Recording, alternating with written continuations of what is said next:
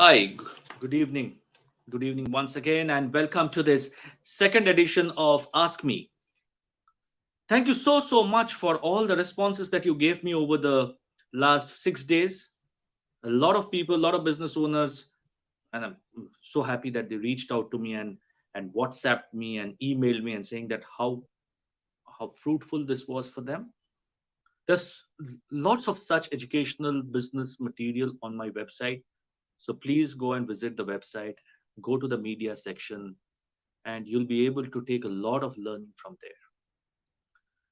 We started off last week with the Ask Me questions, that where do you want to go in 2021? And we'll continue with a few of those questions, and two questions are pending. And then I have one, two, three, four. I'll hopefully be able to address all of them. For people who are joining today and did not get a chance to see this program on last Saturday, my name is Maloy Chakravarti, and after for 26 years in industry, I started my coaching and consulting company, Beyond Red Ocean Consulting. Our primary role is to transform organizations, one through impacting people, and through second through the systems and processes. We primarily work with business owners in the manufacturing space, in the hospitality space, in the healthcare space, into how do you make the businesses much more profitable, sustainable, certainly commercial, and at some point in time, even if the business owner decides to step back, the business should be on autopilot mode. So you look at the systems, you look at people, you look at cash flows, you look at sales and marketing, and bring in a holistic approach to business transformation rather than doing a piecemeal kind of job. We have been doing it for the past couple of years now, and about 25, 30 odd businesses have benefited. We do both through the one-to-one coaching model as well as the group coaching model, which and everything is done face to face, because yes, we had to move over to the online model for a short period, but now everything is back to online offline models, because we believe that you have to be together to be able to make the true transformation. So carrying forward from where we left off last week, we had Miss Manisha whose question was, what should be our marketing plans for post-COVID? And I gave you the marketing piece of it, that how it is the cheapest time to do marketing at this point in time, where you can do a lot of digital media presence. And I'm sure you guys would know your digital marketing partners. Reach out to them, tell them what is it that you would want to achieve, bring in the visibility, because you always remember that we all go through this visibility in trust, influence, trust, and business cycle. This is a sacrosanct model, and if somebody feels that we can jump from visibility to business, it will never happen, ladies and gentlemen. So taking that forward, the second part of the sales plan. So we spoke about marketing, we spoke about how do you look at MROIs, how do you create your USPs, how do you create your articulated sales argument by which the customers should themselves feel that they are making a big mistake by not buying from you. So how powerful is your articulated sales agreement? But the second piece of the sales strategy is very interesting, and this is what we do. And Manisha, if you're listening to me today, or at some other time, please look at these 5 steps. All of us are focusing on customers, all of us are focusing on revenues, and all of us are focusing on the profits that we are making. Step away from them, because these are outcomes to the actions. Actions lead to results, and we should be focusing on the actions that you're taking. So my suggestion to Manisha, you is focus on your lead generation strategy. And as a business owner, we should at least have 5, ideally 10, which we follow the 10 by 10 matrix of sales and lead generation, but at least 5 lead generation strategies. And you should be able to measure the conversion rate from each of your lead generation strategies into how many customers you are getting. So what are your conversion rates? So if you improve your number of leads by 10%, if you improve your conversion rate by 10%, your customers actually go up by 20%. Now, with those customers, you also have to look at how have you trained your salespeople to go out and articulate all the products that you have. So how do you increase the number of transactions? How do you increase the value of transaction? And don't look at making dynamic systemic changes into what you're doing. Bring about small changes. Focus upon how you're going to bring in a 10% change in the number of transactions that happen. So some customer may buy from you once, some may buy from you 100 times, but based on the product that you have. But if on an average everyone is your average customer transaction is 10 times, then can you improve it by 10%, which is 11, right? So if it's 10% is your original conversion rate, so please go out and measure, because marketing for me is simple and simple mathematics. Go out and watch that video on my YouTube channel on marketing is mathematics. And if you work on all these four parameters, your lead generation strategies, focusing on your conversion rate from leads to customers, focusing on your number of transactions and growing it by 10% average, and focusing on the value for transaction and growing it by 10%, your sales can actually go up by 40%, 46% to be precise. And this is simple mathematics. This is no mumbo jumbo. It is simple mathematics. And on top of that, if you work on your profit margins and look at how can you save additional costs and improve your product margins. But any CA would tell you that if you're working well on your productivity of your sales, then your margins have to increase. And if you work on that, your profitability can actually go up by 61%. You can do your mathematics, ladies and gentlemen, and you will figure out that it actually works. It is not mumbo jumbo. We have done it. We have worked with our customers. Action Coach globally have used this formula for thousands and thousands of customers, and it really works.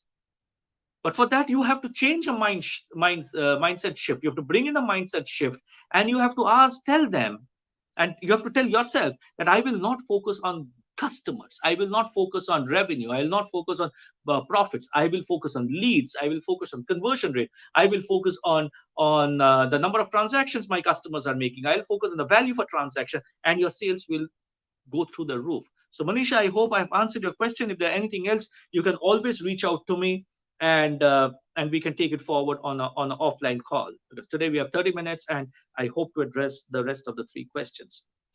So Mr. Ahmed, he has started he's moved into a new venture of a kind of, he wanted to move into cloud kitchen, but he's gone into a restaurant with a delivery format. So there's no dine in. And he says, what parameters should he be careful about while he's running the business? So Mr. Ahmed, I'm assuming that you have started this new post COVID, and you have mentioned that you don't have a dine-in facility, and you have also mentioned that your objective was to make it a cloud kitchen, but you're also uh, having the takeaways and the delivery. So there are a few things that you need to monitor. That the first thing is, what is your optimum number of dishes that you can make on a daily basis? So check with your team, check with the space that you have, and figure out that what is the number of dishes that you can make on a daily basis, because that's your capping. You can't exceed that. Now once you have had that, put in a price point based on your previous experience. Get an average price point, that what is the average price for selling this whatever number of 300, 400, 500 number of dishes. And once you have these figures in place, you have come to a situation where you know that this is my upper limit of revenue earning, unless you change prices, unless you change the product mix, unless you change the preferences of your customers, unless you do multiple other things. But as a startup, as a start, you should have a capacity. You should know what your capacities are in terms of number of dishes and the revenues that you're making. Based on that, now start forecasting backwards. If this is where I want to be in, say, 12 months from now or 9 months from now, what is the number of dishes that I should be making on a monthly basis? So today, for example, if your optimum is 300, you said today you're making 50. How do you start ramping up that number on a week to week basis, and you're monitoring it, and you're linking your sales and marketing, you're linking your digital marketing, you're putting the pressure on your digital marketing to ensure that these number of calls come in, these number of leads are getting generated. So first look at that, first look at what is the kind of revenue that you can make. Second, look at what is your sales and marketing strategies to be able to get that. Now, one is the promotional campaigns that you will be doing.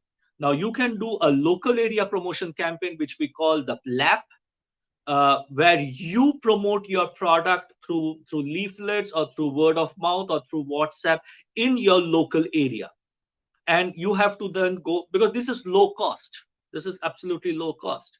Now, through this, you probably would say, you would say that I want 20% of my footfalls or my orders coming in from this.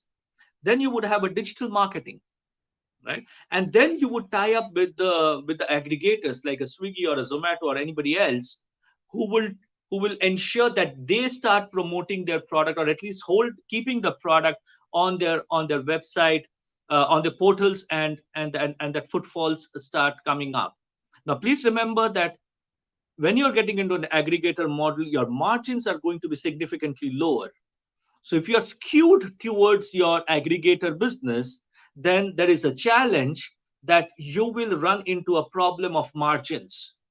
So there has to be a fine balance between, you cannot let go of the aggregators, but you cannot be overly dependent on the aggregators if you want to protect your margins. So that's the second piece. The third piece is look at your wastage rate. And how do you reduce the wastage rate? What are the products that move? What are the product? What is the, because yours is a perishable business. So what is the kind of lifespan of the products that you will have, and how do you ensure that your perishability rate is under control? Do some benchmarking studies with restaurants around, ensure that you are within the norms of perishability, because when you're starting off, we all make the mistake of going, say, with 500 different items on our menu card. Now, when you have 500 different items, you need to be able to stock those items, not knowing what will sell and what will not sell.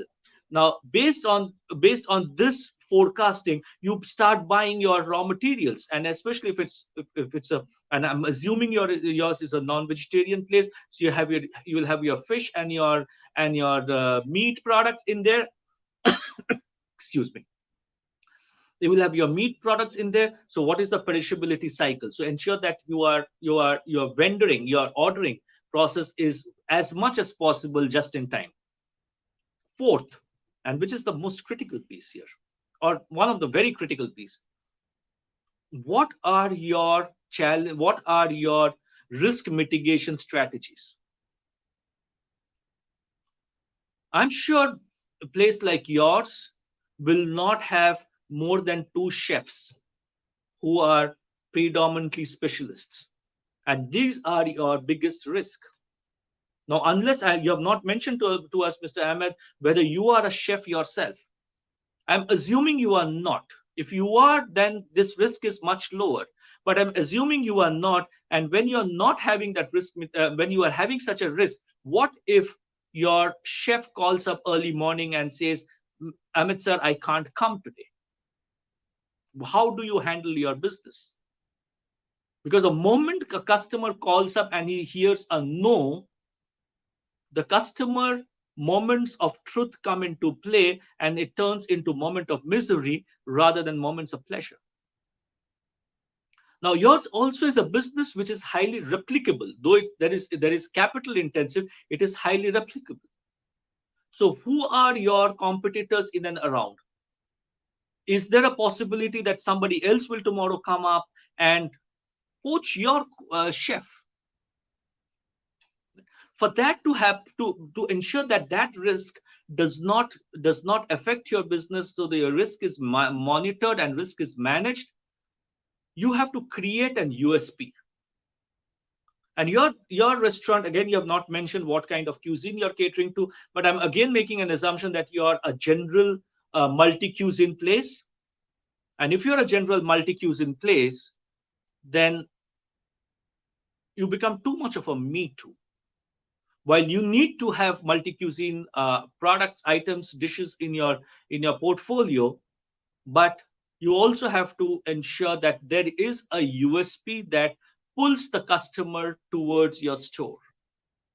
So look at all of that, and I hope I have been able to answer your questions. And if there's anything else that you need to answer, please feel free to reach out to me to connect with me. So the next question that my marketing team tells me is from Mr. Jetwani, who is a startup or who's starting up, and he's asked a question: is it a good time to start a business? Now, very interesting, Mr. Jetwani. Now, you are asking this question probably, and I'm making some assumptions because we are not online discussing this with you. I'm making an assumption that you are asking this question after having ventured out into your business. Now, there are 4 or 5 things that I want you to remember. There is no good time or bad time to start an entrepreneurial venture because that is the most satisfying element.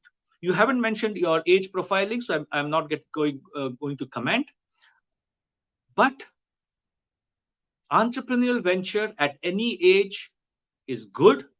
Earlier you start, the more energy that you will have to ensure that your business takes off on a different level. But to do that, ensure that you have a clear indication of a product or service that you're bringing into the marketplace.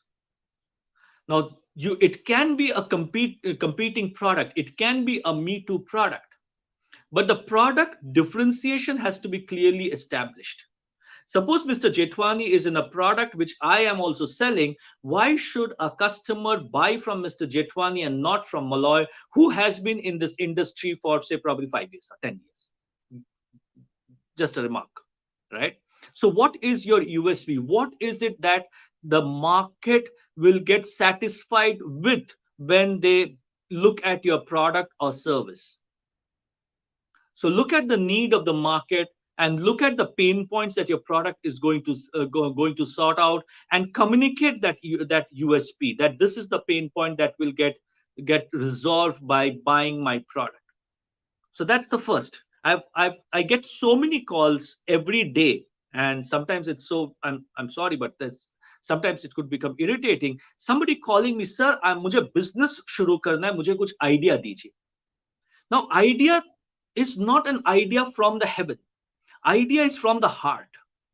Now, unless you own that idea, and unless you look at driving that idea in a way which you think is right, we all make mistakes. I have made mistakes in my business. I have had to change tracks, but today it is on a firm footing. But it has to come from the heart. Now, if somebody comes and tells me, Malay, why don't you start IT hardware services? That is not from my heart. I can see on a piece of paper that it's highly profitable, but will I give my heart to it? I will not. So, Mr. Jetwani, please understand that the idea, if I'm sure you have an idea, but for the rest, you should have an idea that comes straight from the heart. Because you then own that idea. The mistakes are ours, the pitfalls are ours, the successes are ours, and nobody else's. So there is no blame game when you start a business. I gave up a very successful professional career at the age of 46 and started. I knew I was getting into something very difficult and different, but the ownership of success or failure was with me, and hence I drove it.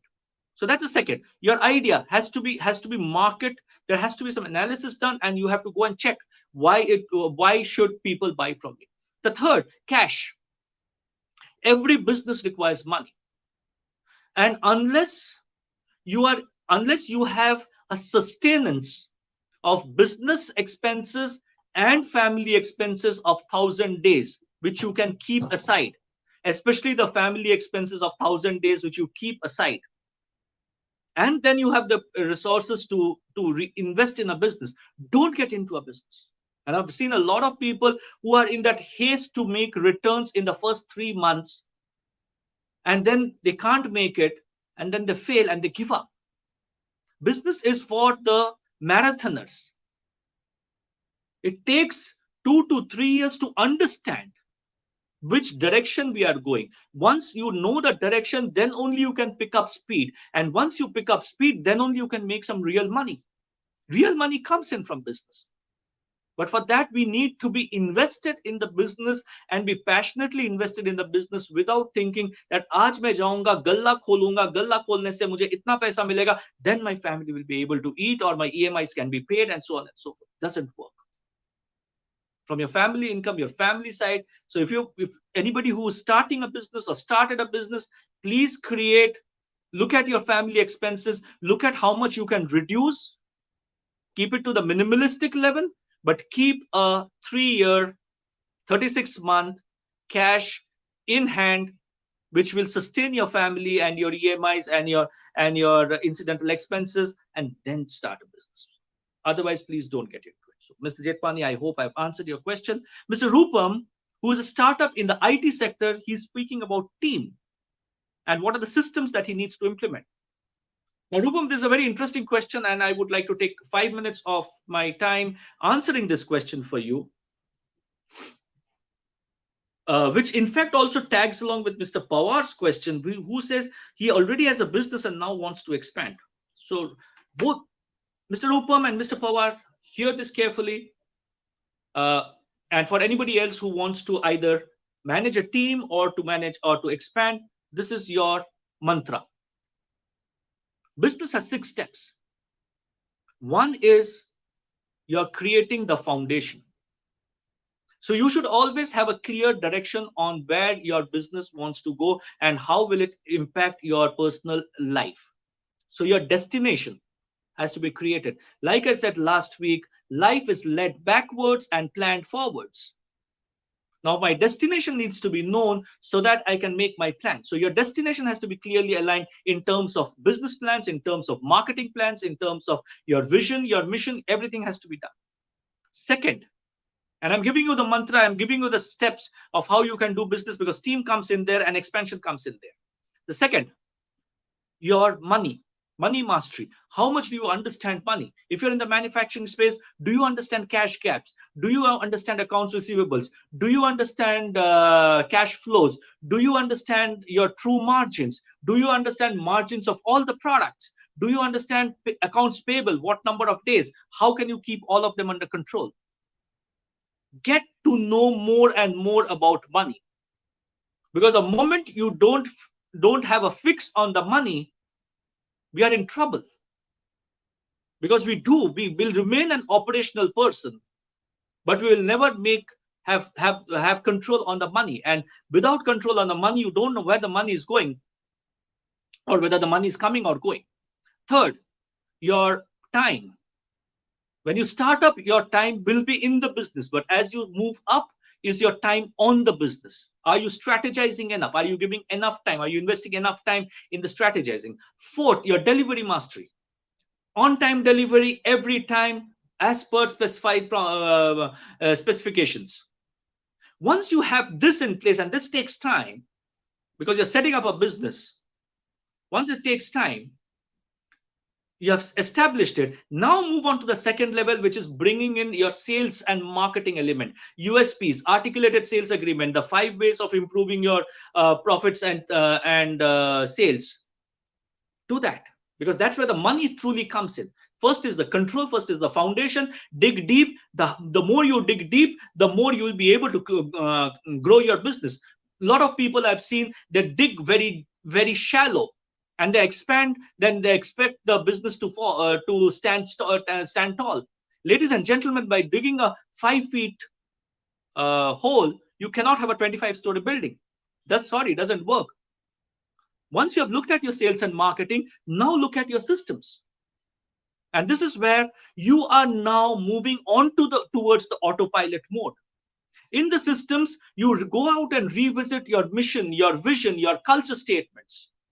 Now see how they are getting aligned to your business once your foundation is in place, and your sales and marketing is in place.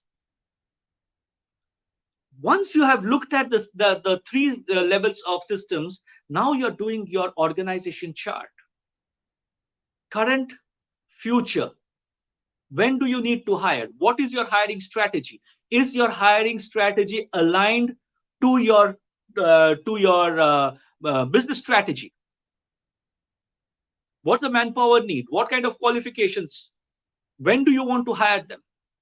Once you have done your current and future org structures, look at your KRAs and KPIs. Why are people coming to work? What are the activities that they will do? What are the outcomes that they will have? The performance indicators. How will you measure success or failure? Once you have done that, get into positional contracts. Have a document of contract with every team member.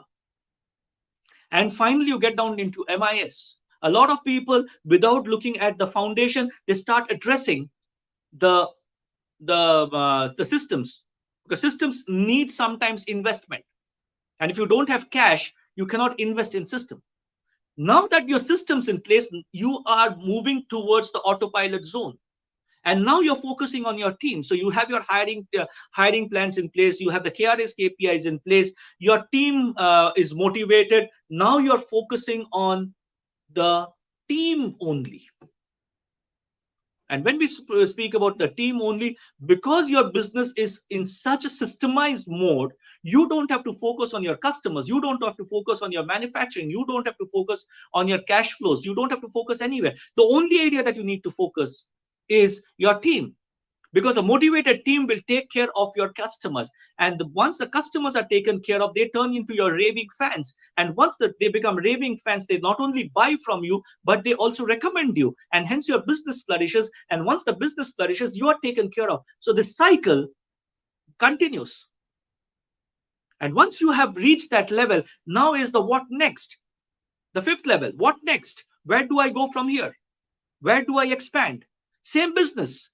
Do I franchise out? Do I come set up new locations? Do I set up new factories? Do I go into multiple geographies? Same business expansion. Once you have done that, ladies and gentlemen, now you're a true entrepreneur. Now you can follow the Richard Branson model, that if you can run one business successfully, you can run multiple businesses successfully. Mr. Pawar, I'm addressing your question. Now is the time to look at setting up an entrepreneurial, you can become a serial entrepreneur. You can look at multiple businesses. Or somebody can come and tell me, sir, paisa bahut ho gaya, social cause. Go and do a charitable work. वो भी हो गया. Go and fulfill your personal goals. Go back into your destination. Personal goals क्या था? घूमना था, holiday पे जाना था, ये करना था, वो करना था. And once you follow the 6 steps, Mr. Rupam, Mr. Pawar, Mr. Patel, Mr. Amit, Manisha, Mr. Jetwani, and all the others, you have answer to every question in your business. You have addressed everything. Thank you so much, ladies and gentlemen. I hope I've been able to add value to not only these names who have come with questions, and multiple other names who have not been able to address, but people who are listening to us. And at any point in time, you think that you need answers to your business. This is what I offer.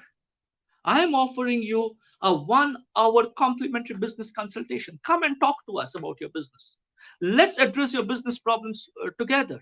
Because once you have a successful business, you're not only taking care of your family, you're taking care of the employees and their families. You're taking care of the Indian economic system, the GDPs, and you're taking care of the global economic system. An entrepreneur is an important cog in the wheel. Let them not fail. That is our objective. Thank you so much once again. Wish you a fantastic 2021. Do fabulously well. The world is waiting for all of us. If we don't succeed, ladies and gentlemen, it will be only because of our incapabilities and incompetencies. Let us not blame anybody else. Move away from bed, blames, excuses, denials, to ownership, accountability, and responsibility. Control the oar, and the ship of yours will literally fly. Thank you so much. God bless you. You want to watch any of the videos, please go into my website and look at my videos. If you want to connect with us, click on the link below, and my team member will reach out to you and set up an appointment for that complimentary 1-to-1 consultation, 1-hour consultation with me, either online or in person. Thank you so much.